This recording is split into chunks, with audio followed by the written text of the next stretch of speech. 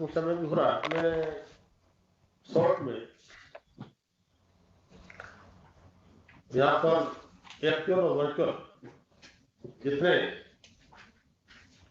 NCC के लोग जुड़े हैं उनमें हमारे विशेष तौर से सहकारिता के सचिव महोदय, ज्वाइंट सेक्रेटरी आलोक जी, मनीष त्रिपाठी जी, और इस एनसीसी को चला रहे मैं कहूँ की जिम्मेदारी संभाले श्री मोहन मिश्रा, अन्य इस कार्यक्रम में एक्चुअल और वर्चुअल मेरे उपस्थित सभी अधिकारी कर्मचारी,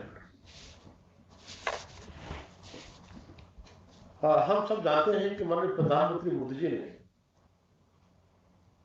सहकारिता मंत्रालय लगभग 1 वर्ष पहले 7 जुलाई को 6 जुलाई को बनाने का काम किया। इससे पहले ये मंत्रालय एक छोटे से विंग के रूप में कृषि विभाग में काम करता था। तब हम सबको ये समझना चाहिए कि माननीय प्रधानमंत्री जी को इस मंत्रालय को अलग बनाने की आवश्यकता क्या है। उसके पीछे माननीय प्रधानमंत्री जी का विजन, उनका सोच और सहकार से समृद्धि हम कहते तो हैं, लेकिन सहकारिता के आंदोलन को जन आंदोलन कैसे बनाए, गांव का, गरीबों का, किसानों का, महिलाओं का, युवाओं का एक जन आंदोलन कैसे बने, इसके लिए ये एनसीसीटी या अन्य हमारे जो भी शिक्षण प्रशिक्षण देने के संस्थान हैं उनकी महत्वपूर्ण भूमिका होगी। और इस बात का प्रमाण इस बात से लगा सकते हैं 25 सितंबर को एक सहकारिता का राष्ट्रीय सम्मेलन आयोजित किया था इंदिरा गांधी इंडोर स्टेडियम में। उस कार्यक्रम का आयोजन इफ्को ने किया था और उस कार्यक्रम में मुख्य अतिथि के रूप में सहकारिता के पहले हमारे यशस्वी मंत्री माननीय अमित शाह जी मुख्य अतिथि के रूप में उपस्थित थे। और जब वो कार्यक्रम चलने वाला था, होने वाला था, उससे पहले इफ्को के साथ एक दो बड़ी बात जब चर्चा हुई तो इसमें उनका लक्ष्य ये था कि मित्र लोगों को जोड़ेंगे। और जैसी स्थिति मुझे लग रही थी, मुझे लग रहा था कैसे जोड़ेंगे, ये करोड़ों की बात करते हैं, 50 लाख जोड़ेंगे तो बड़ी बात होगी। लेकिन माननीय प्रधानमंत्री मोदी जी के इस मंत्रालय बनाने के बाद सहकारिता के क्षेत्र में जो लोगों की माननीय प्रधानमंत्री पर विश्वास था, माननीय गृह मंत्री और सहकारिता मंत्री जी पर विश्वास था और कुछ उनके मन में तरह तरह की अपेक्षाएं आकांक्षाएं थी। तो उस कार्यक्रम में देखा होगा कि जिस समय मेरा बोलने का नंबर आया था उस समय 4 करोड़ 26 लाख लोग जुड़ रहे थे और मैंने अपने संबोधन में कहा भी था कि माननीय मुख्य अतिथि जब आएंगे तो संख्या 5 करोड़ के पार में।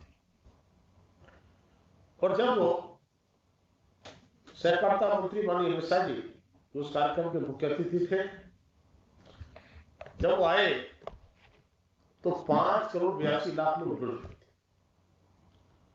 और संख्या बाद में बढ़ते बढ़ते वो 10 करोड़ की संख्या पार। तो हम सब जितने लोग इस संस्थान से जुड़े, चाहे एक्चुअल जुड़े हैं चाहे वर्चुअल जुड़े हैं, किसी भी सेंटर से जुड़े हो, हम सबको भी इस बात का एहसास होना चाहिए कि हमसे हमारे माननीय मंत्री जी के माननीय प्रधानमंत्री की अपेक्षाएं क्या है।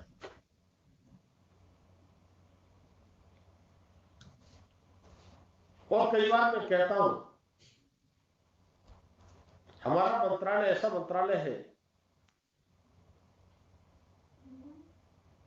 जिसकी कोई सीमा नहीं है, असीमित क्षेत्र में हम काम कर सकते हैं और छोटे से छोटा काम कर सकते हैं, बड़े से बड़ा काम कर सकते हैं। कई बार तो मैं देखता हूं सहकारिता के क्षेत्र में इस प्रकार के लोग काम करते हैं, लगता है कि ये काम भी हमारा सहकारिता मंत्रालय करता है क्या। अभी मैं 4 दिन जम्मू कश्मीर में रहा, कई फिशरीज मल्टी स्टेट सोसाइटी का शुभारंभ किया, कई कुछ काम किए, लेकिन एक बार कहा कि भाई गुलबर्ग भी देख लिया जाए। जब बारामूला से मैं लौट रहा था तो गुलबर्ग के चढ़ने से पहले एक पेट्रोल पंप था, तो हमसे हमारे विभाग के लोगों ने कहा कि साहब एक पंप अपना है, उसका भी निरीक्षण कर लीजिए। तब मुझे अजीब सा लगा कि हमारा मंत्रालय पेट्रोल पंप भी चलाता है, और जाकर पंप को देखा तो उसकी सेल भी 12-14 हजार लीटर की पर डे की थी।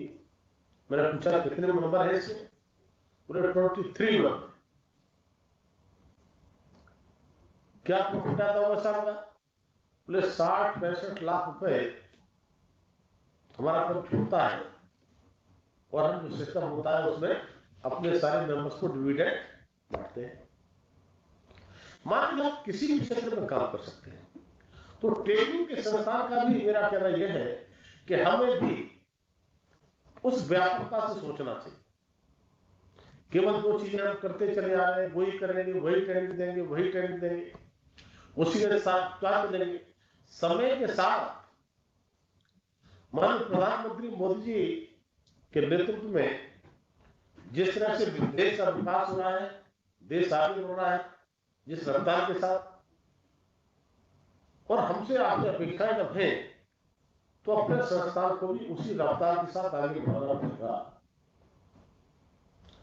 जब मैं देख रहा था कि आपने 60,000-70,000 एक दिन में एक साल में ट्रेनिंग दिया, और जब मैं सोचता हूँ एक तरफ कि हमारी 8.5 लाख सरकारी समितियां, उसमें 30 करोड़ के आसपास मेंबर्स है, फिर कर्मचारी कितने, अधिकारी कितने, तब आपको लगेगा जो सचिव आप कह रहे थे कि बिल्कुल हम ट्रेनिंग को दे रहे हैं।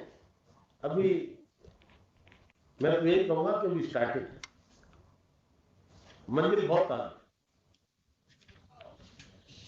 और साथ ही साथ मेरा एक और अनुरोध है,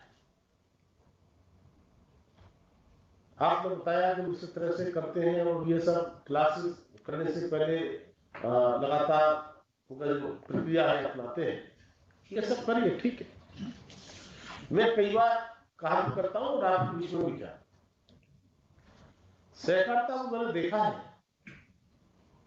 तो सहकारिता में या तो आपने किसी को इतना ट्रेंड कर दिया, इतना ट्रेंड हो गया, तो उसने जाकर के सहकारिता में कब जाएगा, दूसरे को प्रवेश करने नहीं देता। तो मैं जानता हूं मैं इसको, और हम सहकारिता में घुसा नहीं, सहकारिता को समझा, और सहकारिता को समझे नहीं, इसलिए लोग, मैंने देखा है कि गलत तरीके से लोग संस्थाओं पर कब्जा किए रहते हैं, उनके साथ भुगतान नहीं होना, वो तरह तरह की चीजें सामने आती है। उसका उनका काम है, लेकिन आपका काम उसे आता है। तब मेरा आपसे अनुरोध है कि माननीय अमित शाह जी ने उस समय कहा था उस मीटिंग में 95,000 पैक्स में से हमारे लगभग रनिंग में 63,000 पैक्स है। तब उन्होंने ये नहीं कहा 63,000 से आप जो हमारे डिफेंस है उनको हम चालू करेंगे। उन्होंने कहा कि हम उनको 63,000 से 3 लाख तक ले जाना चाहते हैं, हम 2 गांव पर एक पैक्स बनाना चाहते हैं। मैंने कहा ग्रासरूट, ये तब तक संभव नहीं है कि ठीक है कि हम सेल्फ हेल्प ग्रुप को भी हम अपने से जोड़ रहे हैं। हमने माननीय मंत्री जी के नेतृत्व में सहकारिता के क्षेत्र में आने वाली कोई कठिनाइयां थी, समस्याएं थी, चाहे वित्तीय चीजों को लेकर होंगी, अन्य होंगी, उनको भी सॉल्व करने का काम किया है। लेकिन माननीय मंत्री जी जितना काम करेंगे वो करेंगे, बाकी शेष काम तो हमको आपको करना है। और मैं कह सकता हूँ कि हमारे कहा जाता है अभी नहीं तो कभी नहीं। जो हमें आज माननीय प्रधानमंत्री जी और माननीय मंत्री जी के नेतृत्व में सहकारिता को जितना नीचे तक ले जाना चाहिए अभी नहीं कर पाए, तो कभी ऐसा सोच समय आने वाला नहीं। मैंने देखा है माननीय मंत्री जी सहकारिता के कितने बड़े मास्टर विशेषज्ञ हैं, कोई कहने की बात नहीं, मैं तो देखता हूँ। तो इसलिए हम सबको उसका लाभ लेना चाहिए, उनके अनुभव का फायदा उठाना चाहिए। तब मैं एक शब्द जोड़ता हूँ, बात जोड़ता हूँ कि आपने अभी तो जो हमारे डायरेक्टर उस संस्थाओं के और अध्यक्ष के बाकी लोग नहीं पहुंचे हैं, मेंबर की बात छोड़ दीजिए। लेकिन मेरा कहना यह है कि हम तो अभी वहां तक जाना चाहते हैं जैसे आप मेरा कॉलेज में जाते हैं, वहां जाकर युवाओं को हम कौन कौन इससे जुड़ना चाहते हैं उनको राय देते हैं। हम तो कहते केवल कॉलेज में ही नहीं, कितने कॉलेज में गए होंगे, कॉलेज तो बहुत होते हैं, हर कॉलेज में जाना भी बहुत पॉसिबल नहीं है। हम सरकारी शिक्षा को कैसे लोगों में अटैच करें, ये हम लोग कर सकते हैं। और पठन पाठन में जब सहकारिता के क्षेत्र में व्यक्ति आएगा, बालक आएगा, मुझे लगता है कि आने वाले समय में आपको उसको ट्रेनिंग देने की आवश्यकता नहीं पड़ेगी, वो इस तरह से ट्रेंड होकर निकलेगा। आज हम और आप जानते हैं एम्प्लॉयमेंट जनरेशन माननीय प्रधानमंत्री जी बहुत चाहते हैं, हो रहा है, लेकिन उसकी भी एक लिमिट। हम अपने सहकारिता के माध्यम से एनसीसीटी के माध्यम से ट्रेन करके उन बेरोजगार हाथों को काम दे सकते, और जब बेरोजगार हाथों को काम मिलेगा तो मुझे लगता है कि देश में बेरोजगारी खत्म होगी। और साथ ही साथ हम सही मायने में सहकारिता के उस आंदोलन को जन आंदोलन बनाने में कामयाब होंगे। इसके लिए सहकारी शिक्षा को देना होगा, हमको एक लक्ष्य के साथ हर इंटर कॉलेज में कम से कम, हर ग्रेजुएशन डिग्री कॉलेज में इसके कैंप जैसे लगा करके उनको अपने संस्थान में ला सकते, हम केवल एक टीम बना करके उनको कर सकते। आज क्या है, न जाने कितने गार्जियंस, उनका सपना ये नहीं होता मेरा बच्चा अफसर बन जाए, उनका सपना होता है कि मैं मजदूरी कर रहा हूं, मैं खेती किसानी कर रहा हूं, मैं कर्जे में हूं, मेरा बच्चा इतना पढ़ लिख जाए, उतने पैरों में। ये मैं आमतौर पर बता रहा हूं कि पढ़े लिखे लोग चाहते हैं कि मेरा बेटा अफसर बन जाए, IAS PCS बन जाए, लेकिन आम गांव का आदमी नहीं जानता IAS क्या होता है, IPS क्या होता है। वो केवल इसलिए करता है कि मेरा बेटा पैरों पर खड़ा हो जाए, इसकी शादी ठीक हो जाए, इसका घर आगे चल जाए, मैं जो कर रहा हूं मेरा बेटा न करे। ये पुण्य का काम हम और आप कर सकते हैं। इसे मैं राष्ट्र का काम भी कर सकता हूं, इसे मैं सामाजिक काम भी कर सकता हूं, और एक तरह से मैंने उसके उत्थान का काम जो किया है वो पुण्य का काम है। तो हमारी संस्था इस काम के लिए खूब भी कर सकते हैं। और साथ ही साथ जैसे हम गांव की बात करते हैं, जब उधर जाएंगे तो नीचे तक हमारी टीम आगे बढ़ेगी, नेटवर्क लगातार आगे तक जाएगा। और जब गांव में गरीबों में, मजदूरों में, महिलाओं में ये जागरूकता पैदा होगी कि हमारा स्वावलंबन कैसे हो सकता है। महिला सशक्तिकरण की बात हमारी सरकार करती है, हमारे प्रधानमंत्री मोदी जी करते हैं। अभी NCDFI की बात आप कर रहे थे, तो गांधीनगर में उस डेली फेडरेशन का कार्यक्रम हुआ था, माननीय बॉस अमित शाह जी गए थे। तो कितने गर्व के साथ उन्होंने कहा था कि हमने इस डेयरी से जितनी महिलाओं को जोड़ा है, आज वो 2-4 जानवर पाल करके और दूध देती हैं, उनके अकाउंट में समय में पैसा जाता है। तो सही स्वावलंबन तो उनका ये है, सही सशक्तिकरण तो ये है। तो क्या हम इस प्रकार की ट्रेनिंग दे सकते हैं, हम ये काम कर सकते हैं? मैंने हम तो सब काम कर सकते हैं। तो गांव की उस गरीब वर्ग में, महिलाओं में, मजदूरों में ये भावना रही कि हम ये काम कर सकते हो, तो मजदूरी करना आवश्यक नहीं है। कई मौसम इतना खराब होता है, क्या मजदूरी नहीं मिलती है, बड़ा रहता है। न जाने कितने परिवार इस प्रकार के रहते हैं कि वो कल खाने को क्या रहेगा उसकी चिंता मैंने देखा है।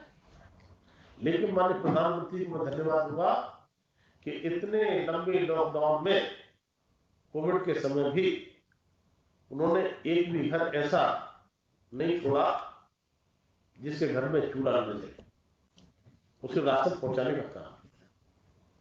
जब माननीय प्रधानमंत्री का सोच इतना हो सकता है कि हम किसी को भूखा का सोने दें, तो हमारा लक्ष्य होना चाहिए कि हम ट्रेनिंग दे करके जो वास्तव में हमारी जिम्मेदारी है, इतना जागरूक करें उस वर्ग को, वो हमारे तरफ आकर्षित हो। वो कुछ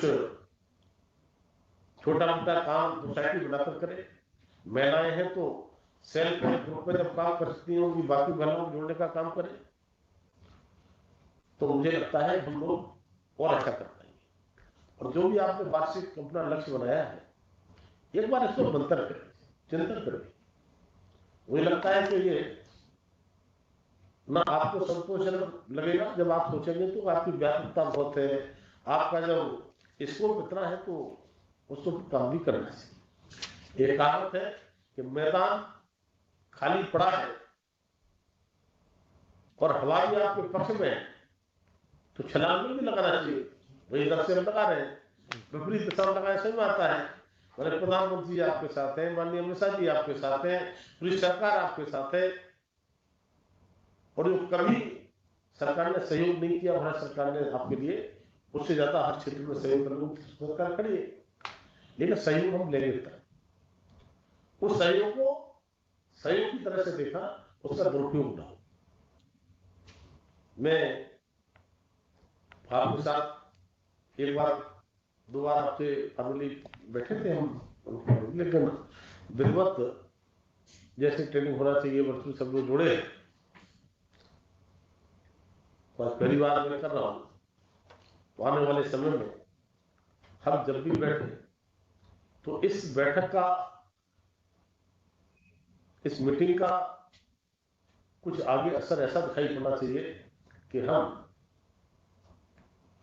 अपनी जो योजनाएं हैं उनको चेंज करें, और जिस तरह से समय चलना है, समय के अनुकूल अगर हमको प्रतिस्पर्धा करनी है तो स्वस्थ, और हम किसी को सहयोग कर सकते हैं तो हमको सहयोग करें। म्यूचुअल अंडरस्टैंडिंग बना करके अपनी इस संस्था को आगे बढ़ाना है, और संस्था के माध्यम से सहकारिता को मजबूत करना है, और माननीय प्रधानमंत्री मोदी जी के विजन को पूरा करने के लिए हम सब मिलकर के आज से संकल्प करें, ऐसा मेरा निवेदन। धन्यवाद।